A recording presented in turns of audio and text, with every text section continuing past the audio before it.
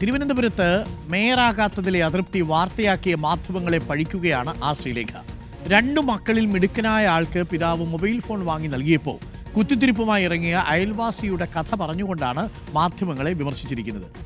ശ്രീലേഖ തന്നെയാണ് മാധ്യമങ്ങളോട് പറഞ്ഞത്, എന്നെ മേയറാക്കാമെന്ന് നേരത്തെ പറഞ്ഞിരുന്നു, പിന്നീട് പോടാ പുല്ലേ എന്ന് പറഞ്ഞു പോയി, അവരുടെ നിന്ന് വാങ്ങാൻ പറ്റത്തില്ലല്ലോ കേന്ദ്ര സംസ്ഥാന നേതൃത്വം പറഞ്ഞു കഴിഞ്ഞാൽ എന്ന് പറഞ്ഞതും ശ്രീലേഖയാണ്. ഇപ്പോൾ പറയുന്നതും ശ്രീലേഖയാണ്. അപ്പോൾ എന്തിനാണ് ശ്രീലേഖ അങ്ങനെ പറഞ്ഞത് എന്നുള്ളതാണ് ചോദ്യം. ശ്രീലേഖയുടെ ഈ വിശദീകരണം ഇപ്പോൾ വന്നിരിക്കുന്നത് പാർട്ടി നിർദ്ദേശത്തിന് പിന്നാലെയാണ് എന്നുള്ളതാണ് വസ്തുത. ശ്രീലേഖ പൊതുസമൂഹത്തിൽ വിശദീകരിക്കണം എന്നുള്ളതാണ് പാർട്ടി നേതാക്കൾ തന്നെ ശ്രീലേഖയോട് ആവശ്യപ്പെട്ടിരിക്കുന്നത്. അതിനെ തുടർന്നാണ് ഇപ്പോൾ ഡിസ്റ്റിങ്ഷൻ കഥയുമായി ശ്രീലേഖ വന്നിരിക്കുന്നത്. ഹരിയുണ്ട്. ഹരി, ഇപ്പോൾ ഈ വീഡിയോയുമായി വന്നിരിക്കുന്നത് നേരത്തെ പറഞ്ഞ് വെട്ടിലായി, BJP കൂടി വെട്ടിലാക്കി, തെരഞ്ഞെടുപ്പിന് മുമ്പ് സംസ്ഥാന നേതൃത്വത്തെ ആകെ വെട്ടിലാക്കിയ ഒരു സ്റ്റേറ്റ്മെൻ്റാണ് ശ്രീലേഖ നടത്തിയത്. അതാകട്ടെ ഒരു പക്ഷം നന്നായിട്ട് ഉപയോഗിക്കുകയും ചെയ്തു. ഈ സാഹചര്യത്തിലാണോ ഇപ്പോൾ വിശദീകരണ വീഡിയോയുമായിട്ട്, ഡിസ്റ്റിങ്ഷൻ വീഡിയോയുമായിട്ട് ശ്രീലേഖ വന്നിരിക്കുന്നത്? ഹരി, അരുൺ, അച്ഛൻ തന്നെ തീരുമാനമെടുത്തോളൂ എന്ന് പറഞ്ഞ് എല്ലാ ത്യാഗവും സഹിച്ച് മാറി നിന്ന ഇളയ പുത്രൻ തന്നെ പുറത്തു വന്നിട്ട് പൊതുസമൂഹത്തിന് മുന്നിൽ നിന്നിട്ട് പറയുകയാണ്, എന്നോടിങ്ങനെ ഫോൺ വാങ്ങിച്ച് തരുമെന്ന് അച്ഛൻ ഉറപ്പ് നൽകിയിരുന്നു, വാഗ്ദാനം ചെയ്തിരുന്നു, പക്ഷെ അവസാന സമയത്താണ് അത് ജ്യേഷ്ഠന് കൊടുത്തത് എന്നുള്ള കാര്യം ഇളയ പുത്രൻ തന്നെയാണ് പറയുന്നത്. നമ്മൾ ആരുമല്ല എന്നുള്ളതാണ് അതിനകത്ത് ഏറ്റവും പ്രധാനപ്പെട്ട വസ്തുത.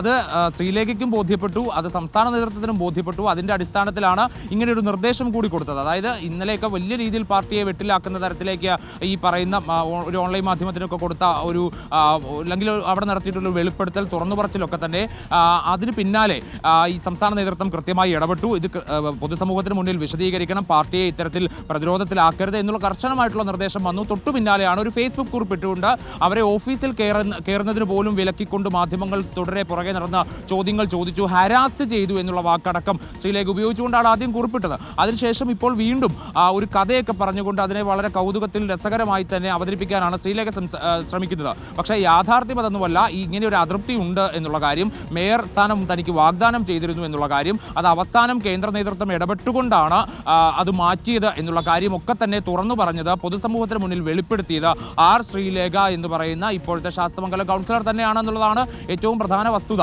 പക്ഷേ സംസ്ഥാന നേതൃത്വം അതിനെ കാണുന്നത് വലിയ രീതിയിലുള്ള അതൃപ്തിയോടുകൂടി തന്നെയാണ്. കാരണം പാർട്ടി വളരെ രഹസ്യ സ്വഭാവത്തിൽ, പാർട്ടി എന്നല്ല പാർട്ടി സംസ്ഥാന അധ്യക്ഷനടക്കം വലിയ രഹസ്യ സ്വഭാവത്തിൽ ഒരു മേയർ സ്ഥാനം വാഗ്ദാനം ചെയ്തിരിക്കുന്ന ഒരു ഘട്ടം, അത് പക്ഷേ അവസാനം കയ്യിൽ നിന്ന് വഴുതി പോകുന്നു. പക്ഷെ പിന്നീട് അത് കിട്ടാത്തതിൻ്റെ പേരിൽ ഒരാൾ വന്ന്